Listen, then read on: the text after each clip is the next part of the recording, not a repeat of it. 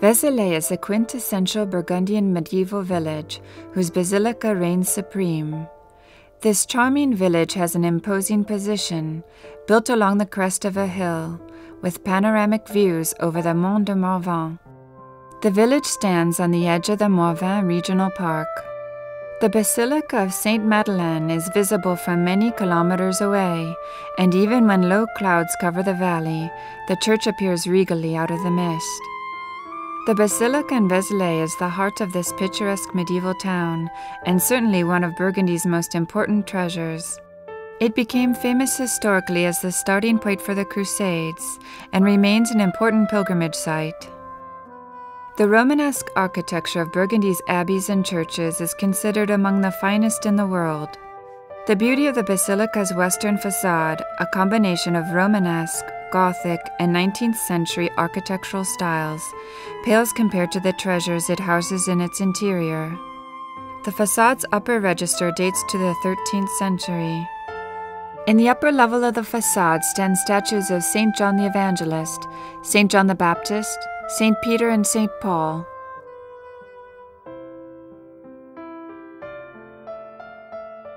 Much of the decoration was heavily restored in 1840 by renowned architect and restorer Eugène Viollet-le-Duc, who also added a Romanesque-style tympanum of the Last Judgment to the central portal.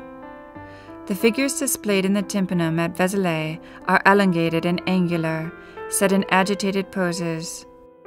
The patterns of their drapery are linear with zigzags, loops, and whorls. In churches constructed during the Romanesque period, the tympanum, a semicircular area above the doorway or entrance to the sacred space, was used as a site to display monumental sculpture. The monastery was founded by the Burgundian chief Girart de Roussillon in the 9th century and dedicated to Mary Magdalene, whom popular belief held was buried there. The many miracles that occurred at her tomb attracted so many visitors to the church that it had to be enlarged.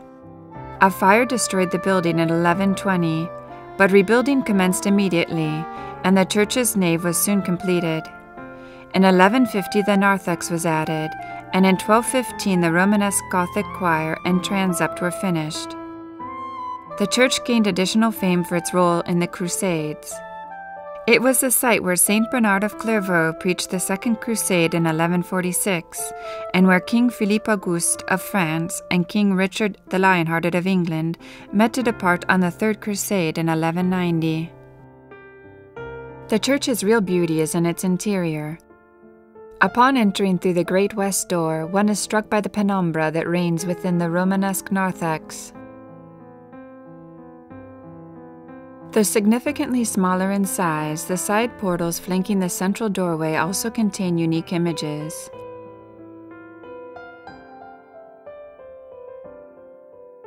The tympanum above the door to the north contains images of the Christ child.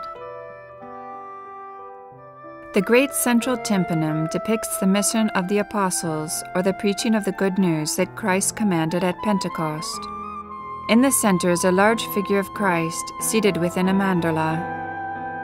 A sculpture of St. John the Baptist embellishes the upper portion of the trumeau, the decorative element dividing the church's doors. The relief sculptures adorning the tympanums above the church's 3 doors are widely considered masterpieces. The nave, constructed between 1120 and 1132, constitutes one of the oldest parts of the church. Its design is exceptionally attractive, allowing more light to enter the church's interior than in most Romanesque basilicas. The measurements of the church were carefully chosen to create a spectacular effect in the nave twice a year. At midday on the summer solstice, 9 pools of sunlight fall upon the exact center of the nave, while at midday on the winter solstice, the pools of light fall upon the upper capitals of the north arcade. Vezelay constituted an important stop along the pilgrimage route from regions to the north, such as Belgium, Lorraine, Champagne-Ardenne, and Burgundy. The relics of Mary Magdalene attracted many pilgrims from the middle of the 11th century and made the city a gathering place before undertaking the pilgrimage to Santiago de Compostela in northern Spain. Mary Magdalene is the prototype of the penitent, and Vezelay has remained an important place of pilgrimage for the Catholic faithful. The proportions of the basilica's side aisles were designed as corridors of circulation in order to encourage visitors to make a slow and contemplative promenade through the church.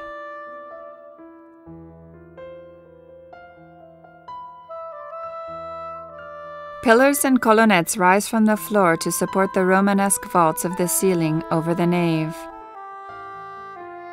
The splendid capitals in the nave were probably sculpted by artists from the nearby monastery of Cluny.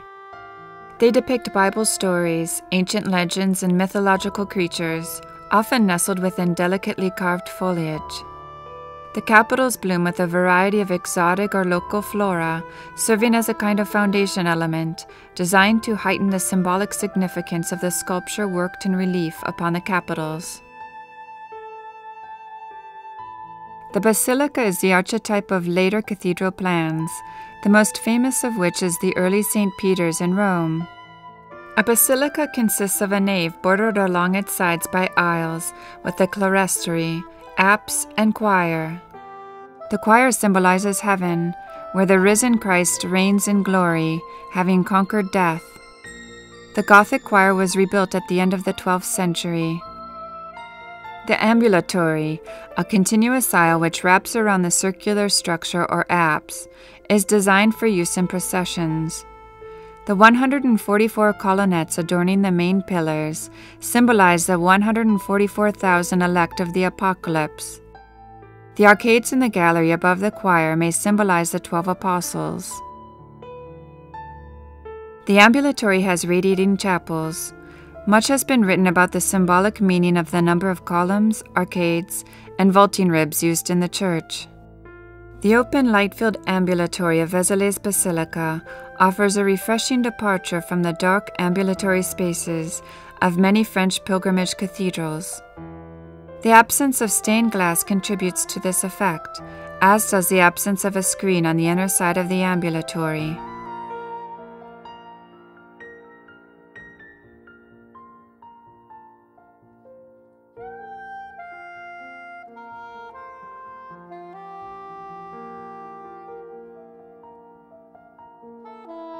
The Basilica's Carolingian crypt contains reliquaries holding a few small relics of Saint Mary Magdalene. These are not the original relics that brought thousands of medieval pilgrims to Vezelay, burned by French Calvinists during the 16th century wars of religion. The present relics were a gift from the Archbishop of Sens in 1876. Outside, the church combines the Gothic and Romanesque styles. It has one tower. Its second tower was never completed. The cloister is near the tower.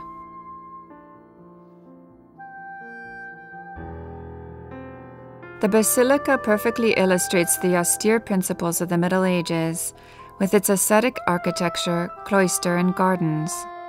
The cloister gives access to the chapter house, with its splendid ogival vaulting. The corridor is called the Cloister, though it was an invention of the late 19th century restorer Viollet-le-Duc, and not part of the long-gone monastic cloister structure on the south side of the church. This part of the right transept has the chapter room on the left, with its 6 ogival vaults and cloister on the right. Rooms above the cloister of the abbey now house various medieval sculptures from the basilica and surrounding area.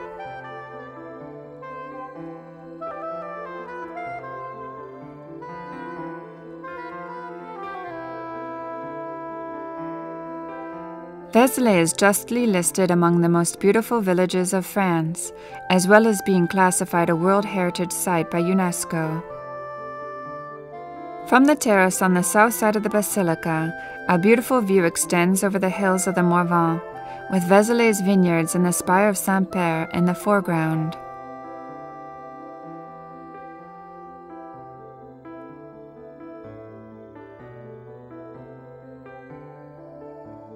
The medieval town, with its houses dating from the 15th, 16th, and 17th centuries, gates and ramparts, has been well preserved.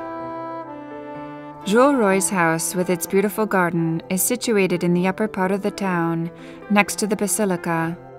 Overlooked by the Basilica, the writer's study is preserved just as he left it when he died in June 2000.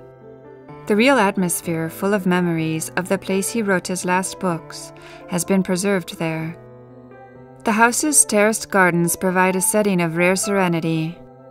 Writers and artists have contributed to the cultural significance of Vezelay over the past century, and this is reflected in the town's many museums and galleries. Walking along Vezelay's steep main street, one comes across a 12th century hostel hospital once used by the many pilgrims who stopped here, now renovated into a small hotel with 4 bedrooms and a large vaulted central room which serves as a café gallery.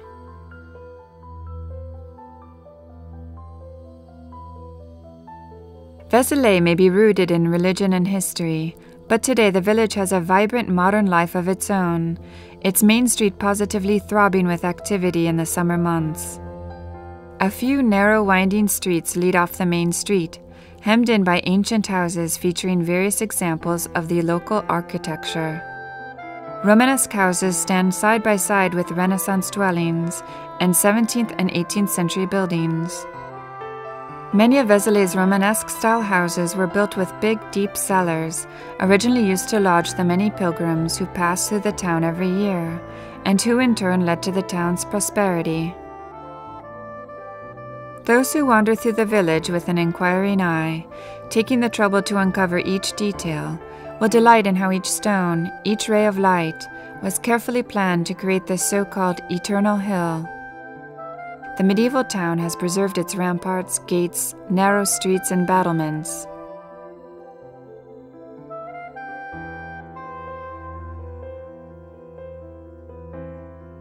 The well-preserved Porte Neuve consists of 2 massive towers flanking a gateway.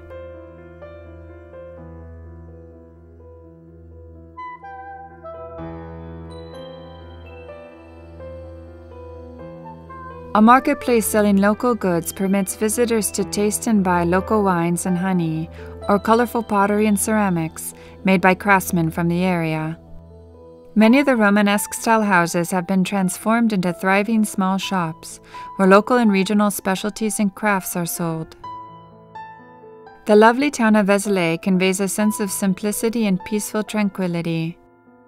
Any visitor to Burgundy will no doubt feel moved by its gorgeous scenery and atmosphere of rural serenity.